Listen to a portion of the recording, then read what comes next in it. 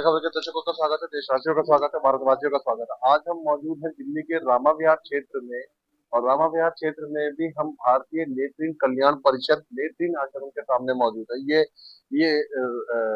सिर्फ नेत्रहीन महिलाओं का आश्रम है जो यहाँ आप देख रहे हैं। ये भवन जो है इसमें आज यहाँ पर 3 मार्च 2024 को जब हम यहाँ मौजूद हैं तो आज यहाँ कवि सम्मेलन। नेत्रहीन व्यक्तियों को पूरा हक है हर चीजों का, उसी सामान्य जीवन का जैसे कि आमतौर पर आपका मेरा हम सबका होता है। इसी के तहत आज यहाँ पे कवि सम्मेलन आयोजित है जिसमें विभिन्न विभिन्न कवि अपनी मधुर मधुर कविताओं से आंखों वालों का, बिना आंखों वालों का, सभी का जो है वो मनोरंजन करना है। आइए दिखाते हैं हम आपको ये कवि सम्मेलन। पहले अपना नाम बताइए। डिम्पल वर्मा। कब से जुड़ी हुई आप संस्था से? सर मैं 2 साल से जुड़ी हूँ। कैसा प्रतीत हुआ आपको पहले 2 साल पहले वाला जीवन और अब 2 साल में आप इन नेत्रहीन व्यक्तियों के साथ में रही, कैसा सहयोग और समर्थन? मेरे को अपने एक इतना अच्छा परिवार मिला है जो बहुत खुशी मिलती है। और सर मैं ये कहूँगी हमारे जो बड़े भाई हैं रमेश जी, इनका व्यवहार इतना अच्छा है और बच्चों के लिए देख रेख सब चीजों का सिस्टम बहुत अच्छा है। और मैं आप सभी लोगों से विनती ये करती हूँ कि आप जितने भी मुझे देख रहे हैं भाई साहब के संग में, आप इस संस्था में आइए और यहाँ पे आके अपना कार्य करिए। इन बच्चों के लिए जितना हो सकता है वो काम करिए। मेरा दिल है कि जो भी काम करने आए ना या दिल से आए, दिखावे से बिल्कुल ना आए। कवित्री के पास में ज्योति उपाध्याय जी के पास में, और ये बहुत उज्जवल कोटि की कवित्री हैं। आज इन्होंने यहाँ पे इस आश्रम में बहुत अच्छा कविता पाठ किया। ज्योति जी, सबसे पहले इस आश्रम में जो आपने कविता पाठ किया, उस आश्रम में आपको कैसा प्रतीत हुआ, कैसा अनुभव हुआ? देखिए मैंने अभी कुछ देर पहले ही हम बातचीत कर रहे थे तो मैंने बोला कि मैं मतलब बहुत अपना सौभाग्य मानती हूँ क्योंकि प्रथम बार मैं ऐसे ही किसी कवि सम्मेलन में आई हूँ जहाँ मैंने ऐसे बच्चों के बीच किया है कि जो कितना मन से सुनते हैं और कितना अप्रिशिएट कर रहे थे हम लोगों को। और कुछ मानिए कि इन लोगों के बीच पढ़कर इतना हर्षोल्लास का अनुभव हो रहा था, लग रहा था कि क्या क्या ना आज इन बच्चों को आंखों वाले अगर प्रशंसा करे तो नॉर्मल सा लगता है, लेकिन ये लोग सुन के जो कर रहे थे तो आपका अंदर का हृदय कैसे क्या है? बहुत ही स्पेशल, इतना स्पेशल लग रहा था कि मतलब मैं आपको वो चीज बता नहीं सकती कि बच्चे इतने ध्यान से सुन रहे थे और जो उनकी प्रतिक्रियाएं थी ना उससे पता चल रहा था कि वो कितना एंजॉय कर रहे हैं। और हमारे लिए भी देखिए यही सफल हो जाती है जब हम अपने बिहार के महिला नेत्रहीन आश्रम में है जहाँ पे आज बड़ा भव्य, बड़ा शानदार, बड़ा रंगारंग कवि सम्मेलन हुआ। श्री रमेश जी से बातचीत करते हैं। रमेश जी, आज के प्रोग्राम के विषय में सबसे पहले दर्शकों को बताइए, वाकई मजा आ गया। फिर भी शुरू से बताइए कैसे भूमिका बांधी इसकी। देखिए, भारतीय नेत्रहीन कल्याण परिषद की स्थापना की 28वीं स्थापना दिवस कार्यक्रम आज तक पूरा 28 साल हो गए। 28 साल हो गए। बहुत मुबारक, बहुत बढ़िया। और हम हर एक वर्ष स्थापना दिवस के अवसर पर कवि सम्मेलन एवं सांस्कृतिक कार्यक्रम का आयोजन करते हैं। Very good. 19 फरवरी को हमने सामूहिक विवाह का आयोजन किया था। उसके अगले दिन ही हमने इस कार्यक्रम की योजना बनाई और जो कार्यक्रम की योजना का मुख्य जो सफलता का रीजन होता है, पहले आर्थिक संसाधन, फिर उसके प्रोग्राम को कैसे हमें करना है, क्या क्या करना है, ये इन चीजों को हमने सुबह सोचा और 10 बजे ठीक 20 फरवरी को ही हमने सबसे पहले कवि सम्मेलन के आयोजन के लिए अनिल अग्रवाल जी से बात की, जो साहित्य सरगम के अध्यक्ष हैं। हमने कहा कि भाई साहब क्या इस बार कवि सम्मेलन कराना है? चलिए आप आदेश तो करो भाई। क्या बात है। हमने बोला और उन्होंने तुरंत स्वीकृति दी और उन्होंने कहा कि आप 3 मार्च को कर लो। तो ये एक, तो दूसरे हम लोग कई साल एक सांस्कृतिक कार्यक्रम का भी आयोजन करते हैं जी। तो इस वर्ष सांस्कृतिक कार्यक्रम की शुरुआत जो है आपने देखा ही होगा, शुरुआत सांस्कृतिक कार्यक्रम से हुआ।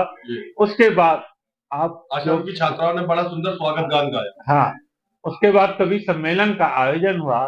उसमें आप जो हमारा मुख्य उद्देश्य इस कार्यक्रम का क्या है कि जो हमारे दृष्टिबाधित कवि हैं, जो हमारी संस्था का मुख्य उद्देश्य है, कैसे दृष्टिबाधित प्रतिभा को आगे निखारे, आगे लेकर जाएं, यही मुख्य उद्देश्य है।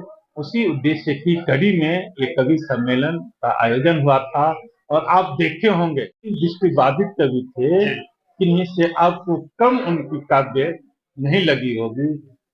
जो इसमें इन तीनों में से अमित होरी था, जिसका लाल किला से, जो लाल किला भारत का एक बहुत बड़ा मंच होता है, वहां से इस बार उसका काव्य पाठ हुआ था।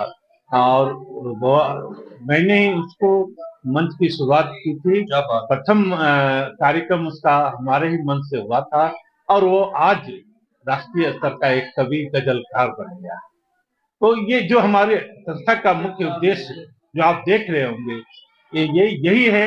एक तो इन जो हमारे दृष्टिबाधित व्यक्तियों में लेखन शक्ति है, उस लेखन शक्ति को निखारने के लिए मंच की व्यवस्था कराना और आम कवियों के साथ, केवल दृष्टिबाधित कवियों के साथ नहीं। पूर्ण दृष्टिहीन दोनों कवि मौजूद थे। तीन कवि थे, अमित कोड़ी, शैलेंद्र सैल और रजनीश रजक। जी, बहुत बढ़िया। 3 कवि थे और तीनों का आपने सुना होगा। रजनीश रजक से शुरुआत हुई थी और अमित कोड़ी से समापन हुआ था। इन तीनों कवियों ने बहुत ही अच्छा परफॉर्मेंस किया। इसके अतिरिक्त जो भी आज कवि थे, उन सभी कवियों ने बहुत ही अच्छा काव्य पाठ किया और हमारी संस्था के छात्राओं के, बल्कि दिल्ली से विभिन्न कोने से आए हुए सभी श्रोताओं को काफी मंत्रमुग्ध किया अपने काव्य पाठ से। तो हमारा यही उद्देश्य है कि एक तो संस्था का प्रचार प्रसार कैसे हो, दूसरा संस्था के उद्देश्य को हम कैसे पूरा कर सकते हैं, उसको पूरा करने के लिए हम विभिन्न प्रकार के कार्यक्रमों के आयोजन के माध्यम से पूरा करने की कोशिश करते हैं। उसी में से एक आज ये कार्यक्रम उसकी एक मुख्य कड़ी थी। यहाँ पे नेतृत्व कन्याएं फिलहाल आश्रम के अंदर स्थान पाएगी। अभी 30 से 35 छात्राएं हैं और यही लगभग तकरीबन का कार्य खर्चे सब संस्था ही उठाती है। संस्था ही उठाती है, डोनर्स के सौजन्य से, दानदाताओं के सौजन्य से संस्था ही उठाती है। हमारे कुछ डोनर्स हैं, जैसे डॉक्टर महेश आनंद ENT के हैं, वो सब्जी का पैसा देते हैं। एक SK गर्ग हैं जो आलू दे देते हैं। ये हरि सिक्कारा जी, इन्होंने कुछ लोगों से पैसे इकट्ठे करके FD करवाया। लगभग इन्होंने 3 लाख इकट्ठा करके दिया था, तो उसे 5 लाख रुपए FD करवा दिए, जिससे बिजली बिल चूंकि हर महीने 9-10 हजार आता है, उसमें कुछ सहायता मिलती है। उसी प्रकार कोई दूध के पैसे, नीरज बंसल जी हमारे कार्यकारिणी सदस्य हैं, जो हर महीने 3 लीटर प्रति दिन के दर से 6,000 के लगभग प्रति माह वो दूध का पैसा देते हैं। उसी तरह से एक भरत गुप्ता जी हैं जो राशन देते हैं। तो इसी तरह से हमारे साथ कुछ लोग जुड़े हुए हैं जो कि संस्था का काम चल रहा है, लेकिन जो आ रहा है वो पर्याप्त नहीं है। हम ये अपील करते हैं कि अभी हमारे पास जो राशि, जितना हम कार्य करना चाहते हैं, उसमें से अभी 10 से 15% ही आ रहा है, लेकिन धीरे धीरे लोग जुड़ रहे हैं और हम उम्मीद करते हैं कि 100% जो हमारी संस्था की सोच है। जी, बहुत सारे दानदाता तो इस समय मौजूद है, बहुत सारे नहीं आ पाए इस कार्यक्रम में, बहुत सारे आपको देख रहे हैं और कुछ नए दानदाता हैं जो शायद आपको देख रहे हैं और आना चाहते हैं। अपील, आग्रह, निवेदन क्या करना चाहेंगे? देखिए, हमने जो नाम बोला उसमें से सुनीता अग्रवाल जी, जिनका नाम था, उनका भी एजुकेशन के लिए कहते हैं कि जो भी पढ़ाई में किसी बच्चे को दिक्कत आ रही है, जो चाहे हम देंगे। तो ऐसे ऐसे दानदाता हैं हमारे साथ। हम आज यही अपील करेंगे कि आप इन बच्चों के प्रति सहानुभूति मत दिखाइए, ना ही संस्था के प्रति सहानुभूति दिखाइए, बल्कि सहयोग करिए। और आप अपने को एक बोल्ड हो करके आप सोचिए कि इनकी क्या क्या कठिनाइयां हैं, उनकी कठिनाइयों को हम कैसे दूर कर सकते हैं। उसको दूर करने के लिए, वो संस्था के विकास के लिए आप एक भागीदार के रूप में हमारे साथ होंगे। तो यही है कि अपील हम करेंगे, आप जिस रूप में संस्था का कई प्रकार के सहयोग की आवश्यकता होती है। बच्चों के लिए आपको पढ़ने लिखने की सामग्री की जरूरत होती है, बच्चों के लिए राशन सामग्री की जरूरत होती है, पठन पाठन सामग्री जरूरत होती है, कर्मचारियों के वेतन की जरूरत होती है, आपको बिजली बिल की जरूरत होती है। इसी प्रकार से हम जैसे जैसे हमने कहा, जैसे जैसे हमारे पास राशि की बढ़ोतरी होगी, हम कार्य को और आगे बढ़ाएंगे। और हमारा ये भी उद्देश्य है कि हम अपने छात्राओं को पैरालंपिक और वर्ल्ड क्रिकेट क्या टीम बात में है। भी भेजें, उसके लिए भी हमें कार्य करना चाहते हैं। उसके लिए भी हम भविष्य में रिसोर्स डेवलप करके उस पर भी कार्य करेंगे। में 365 दिन में एक ही बार आते हैं। बहुत से कवियों ने 11, 12, 13 जितने भी थे बड़ा अच्छा गायन करा। इनको शाबाशी देते हुए प्रशंसा के लिए क्या कहना चाहेंगे? किन की कविताएं अच्छी लगी है, किन के लिए आप क्या कहना नहीं चाहेंगे? नहीं, कभी हमारे बीच एक दिन नहीं 3 बार आते हैं। अच्छा। 26 जनवरी स्थापना दिवस, और जो सबसे बड़ा कार्यक्रम होता है राष्ट्र कवि रामधारी सिंह दिनकर जयंती, उस पे करीब 15-16 कवि आते हैं जो राष्ट्रीय स्तर के बड़े बड़े कवि होते हैं। आज के कवियों को प्रोत्साहन देने के लिए क्या शब्द कहना चाहेंगे? आज के कवि देखिए, हमारे बीच जो भी कवि आते हैं इनको हम लोग बहुत छोटी राशि देते हैं। अच्छा। ये सब बहुत बड़े कवि होते हैं, बहुत बड़ी राशि लेकर के किसी कार्यक्रम में जाते हैं, लेकिन हमारे कार्यक्रम के लिए छोटी राशि में भी आने के लिए उतावले रहते हैं, जो मैं इन्हें इसके लिए बहुत बहुत धन्यवाद देता हूँ। और अनिल अग्रवंशी जी जो अभी हास्य के बहुत बड़े कवि हैं, उन्हें जब भी मैं फोन करता हूँ इस कार्यक्रम को स्पॉन्सर के लिए तुरंत तैयार होते हैं। और आज जितने भी कवियों का पारितोषिक है वो अनिल अग्रवंशी जी साहित्य सरगम के संयोजक ने ही दिया है। मुझे अटक के अभी जो अटक करते हैं ना, इसको समझाएंगे। हाँ, कि पल पल याद मुझे, हंगामे की पंक्तियां दोस्तों समझ लेना, कि पल पल याद मुझे रोजनायु आया करो, जिंदगी है आती मुझे अटक के, और जिस दिन देखता नहीं तुम्हारा धड़कन जल की गगरिया, तो चंद्रमा से मुखड़े का कर लूं दीदार आज, करके श्रृंगार कोई आए जो अटरिया, और खोल दे जो मीठे बोल, तो भगवत का पुट बोल जिसको समझ दूं मैं धन के सुवरिया,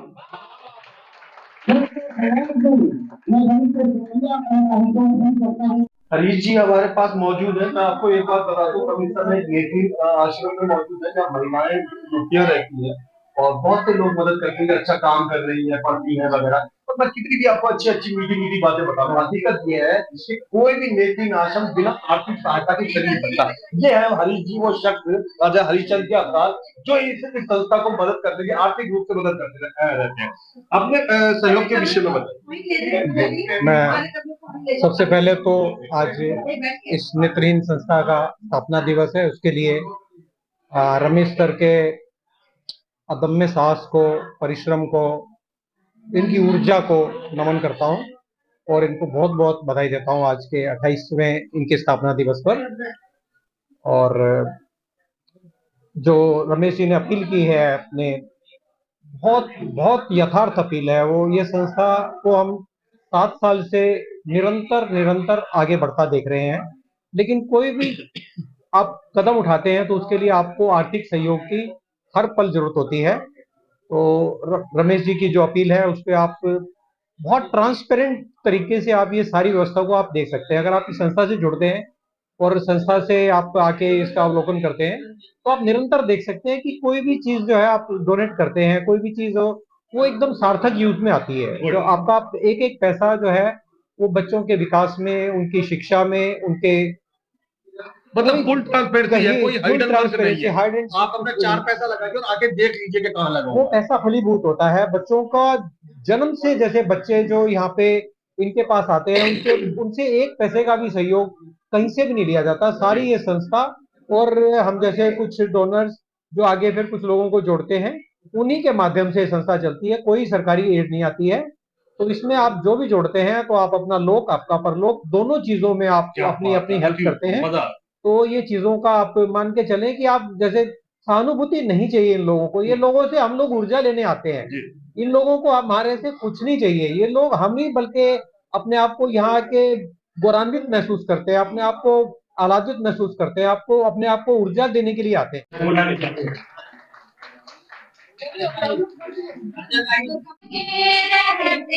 हमें आज्ञान ने घेरा आप में हर दोष है मेरा, हम क्षमा के योग्य है जाने। सभी उपस्थित साथीगण, जिनमें श्रीमती शकुंतला आर्या जी, परिषद के सभी पदाधिकारी, प्रत्याशी जी, मुरारी जी, नरेश जी, जसवीर, बांके बिहारी, मीडिया से आए हुए प्रतिनिधिगण, जिसमें ताजा खबर और सनसनी, ये हमारे तुरंत कार्यक्रम को सफल बनाने में जो उन्होंने स्वीकृति प्रदान की, उन्हें बहुत बहुत धन्यवाद, उनका स्वागत। राजेश पालकर जी, जिन्होंने पहले कह रखा था कि अब जो भी कोई कार्यक्रम होगा उसके भोजन की व्यवस्था हमारी होगी, उनका भी बहुत बहुत धन्यवाद और स्वागत दोनों। तो अब हम इन्हीं शब्दों के साथ हम ये चाहेंगे कि सत्यार्थी जी आगे की कार्रवाई शुरू।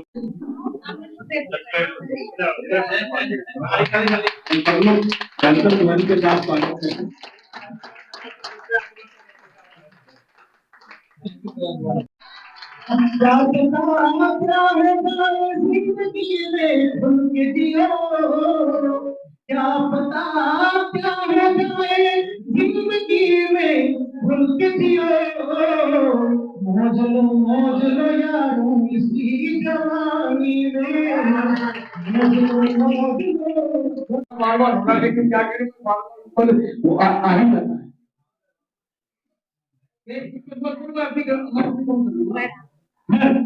कुछ 4 कंप्यूटर लगता है कुछ एक बार तालियां बजा देना।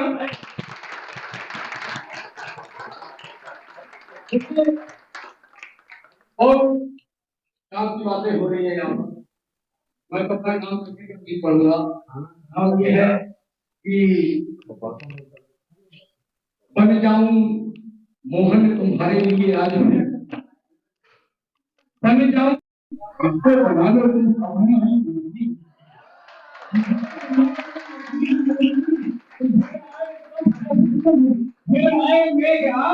आए एक खेल खेले, बन जाऊं मैं तुम बनो मेरी मोरनी, मैं तो कभी बन गया प्यार में तो भगवान, तुम भी बन जाओ इस जोगिया की जोगी। तो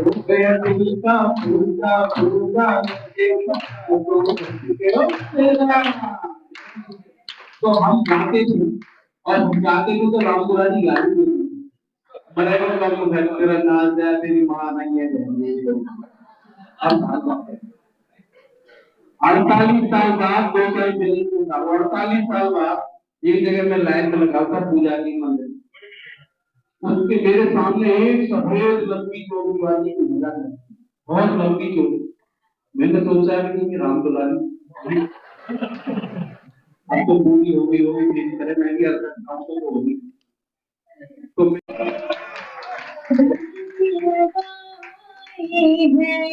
जीता है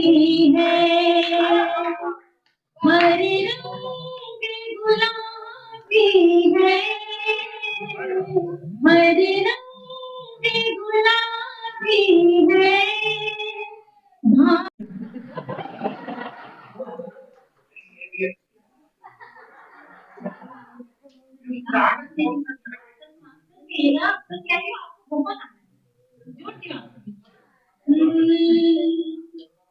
बरसा है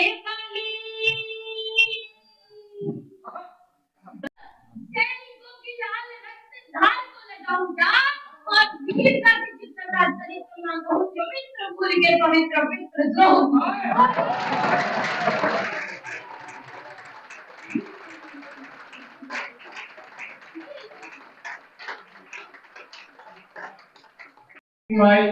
हर एक वीरता की शान को नमन है, जिसका मुकुट आदिकाल से ही कीर्त हुआ, उस भारती के कीर्तिगान को नमन है। और भारती के शत्रुओं को पस्त कर देने वाले शौर्य के प्रतीक हर जवान को नमन है। आप सब लोग एक बार तालियां बजाएं और डॉक्टर की गाड़ी आप राजेश भाई